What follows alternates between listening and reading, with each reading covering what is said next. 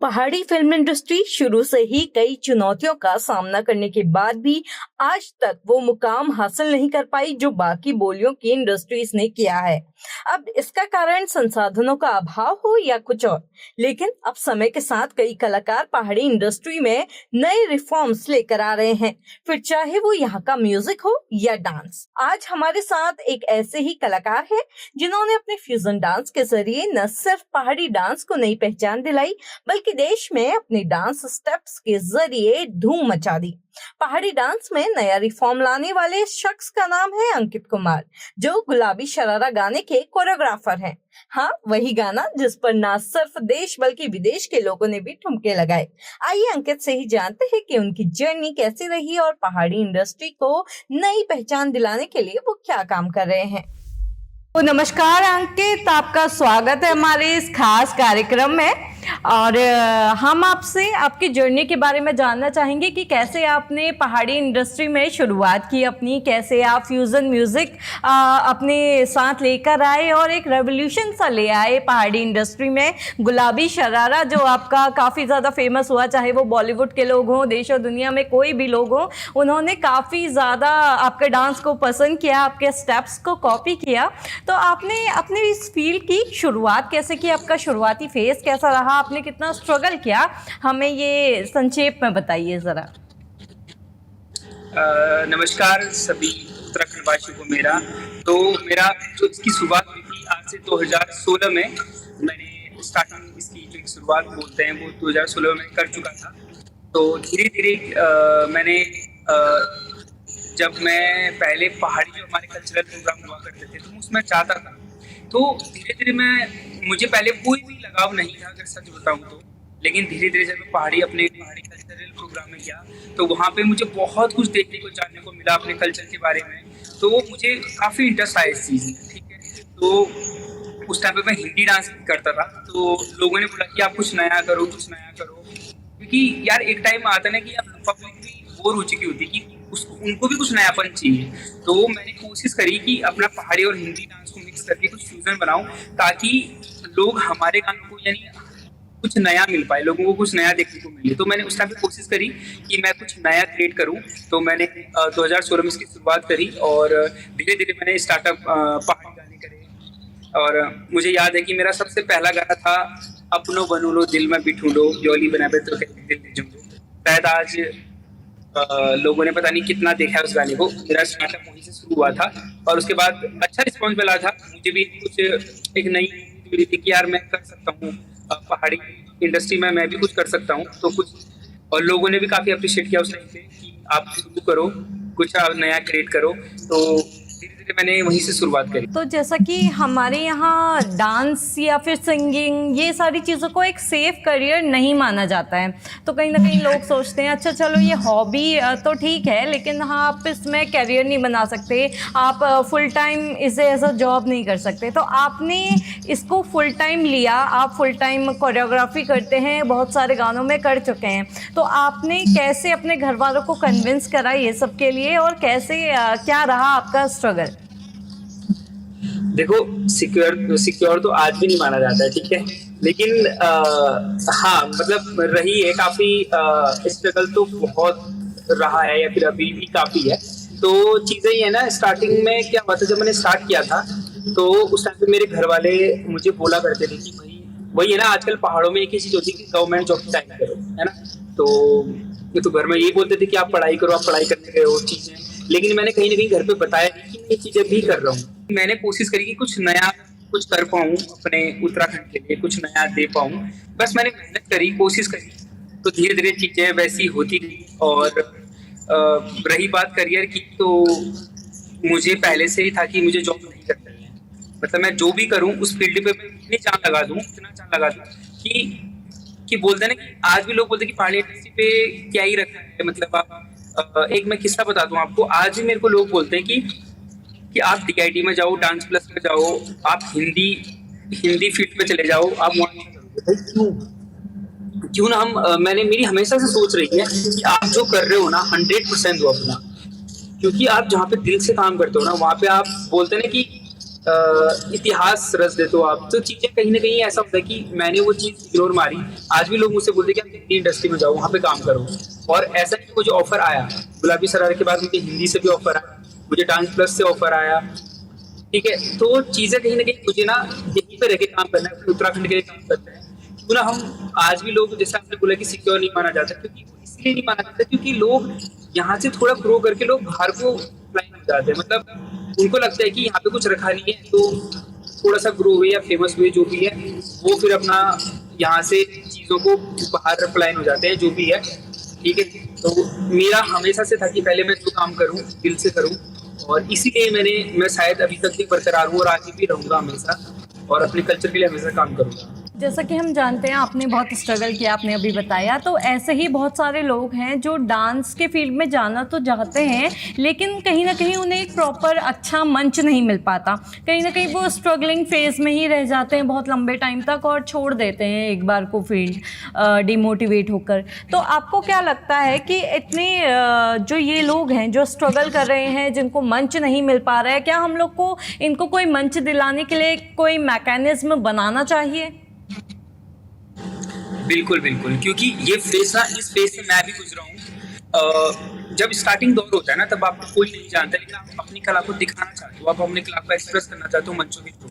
लेकिन मैं एक किस्सा बताना चाहूँगा कि जब मैं आज से 3-4 साल पहले पीछे जाऊँ, तो मैं भी जो छोटे छोटे महोत्सव होते थे, मैं जैसे अल्मोड़ा में रहा हूँ, तो अल्मोड़ा के जो छोटे मोटे प्रोग्राम हुआ करते थे, जैसे छोटे क्या मतलब बड़े प्रोग्राम होते थे, दशहरा महोत्सव, मैं बोलूँ कुमाऊं महोत्सव या फिर नंदादेवी महोत्सव, ये बहुत सारे ऐसे इवेंट होते थे जहाँ पे मैं ना लाइन में खड़ा रहता था कि भाई मेरा भी करा दो, मेरा भी करा दो। तो वहाँ पे नहीं, मतलब कलाकारों को उतना मंच, अगर आपका नाम नहीं है तो आप उतनी वैल्यू नहीं दी जाती है। तो एज अ डांसर अगर मैं बोलूँ तो बहुत प्रॉब्लम होती है।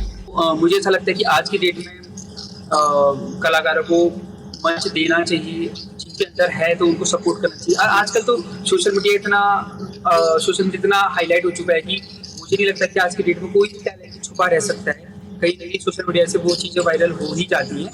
तो आज मैं बोलूँगा कि उतना स्ट्रगल नहीं है, मतलब कि अगर आपका टैलेंट है तो आप उस चीज़ को सोशल मीडिया के माध्यम से दिखा सकते हो। ये है कि आज भी जो कलाकार आना चाह रहे हैं इस फील्ड में, जो डांस की लाइन में या कोरियोग्राफी लाइन में आना चाह रहे हैं, तो वो कुछ नया क्रिएट करो, आप लोग मेहनत करो, डिमोटिवेट नहीं हो और दिल से काम करो, सबसे बड़ी बात है। तो मुझे लगता है कि आएगा एक टाइम आएगा आपका, तो कभी भी आपने हिम्मत नहीं हारनी चाहिए। तो जैसे कि आपने अर्निंग की बात की अभी, तो क्या हम डांस को, जो पहाड़ी फ्यूजन डांस है, इसको हम एक स्वरोजगार का रूप में देख सकते हैं? देखो, मैं सिर्फ डांस की बात तो नहीं करूंगा, लेकिन मैं अगर इंडस्ट्री की बात करूँ, हमारे उत्तराखंड इंडस्ट्री बिल्कुल बन सकता है अगर हम इस पे दिल से। आज जैसे गुलाबी शरारा का हिट हुआ है, यानी हमारे गाने को पूरे वर्ल्ड लेवल पे लोगों ने हमारी कि भाई ये गाना कहाँ का है। मैं देख रहा था कुछ दिन पहले कि आईपीएल में हमारा गाना बज रहा था, पहाड़ी गाना आईपीएल में बज रहा है ना, इंटरनेशनल लेवल पे। तो कहीं ना कहीं अभी हम काम करके इंडस्ट्री पे काम करके या फिर हम अच्छा म्यूजिक देके, अच्छी वीडियो क्वालिटी देके और अच्छे जो आर्टिस्ट आ रहे हैं उनको ट्रेन करके, बहुत सारी चीजें हम चेंज करके उत्तराखंड में जो हमारी इंडस्ट्री है इस पे हम इस चीज को जो स्वरोजगार हम काम इसको एक बना सकते हैं माध्यम। एक बहुत लोगों को इससे काम मिलेगा।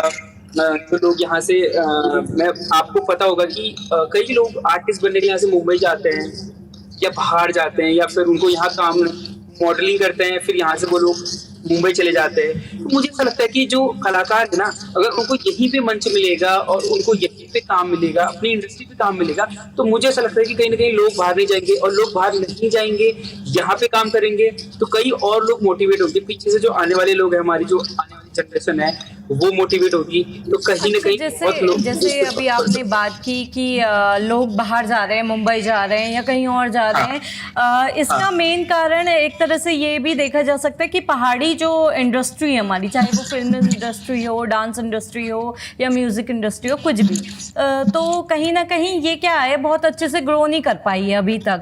जैसे भोजपुरी है, राजस्थानी है, पंजाबी इंडस्ट्री देख लो आप, कि ये लोकल लैंग्वेज को अपनी इतना सपोर्ट करते हैं कि कि अभी पूरी देश में पंजाबी गाने भी सुने जाते हैं, तो कहीं ना कहीं आपको क्या लगता है, क्या रीज़न है पहाड़ी इंडस्ट्री का ग्रो नहीं करने के पीछे अभी तक?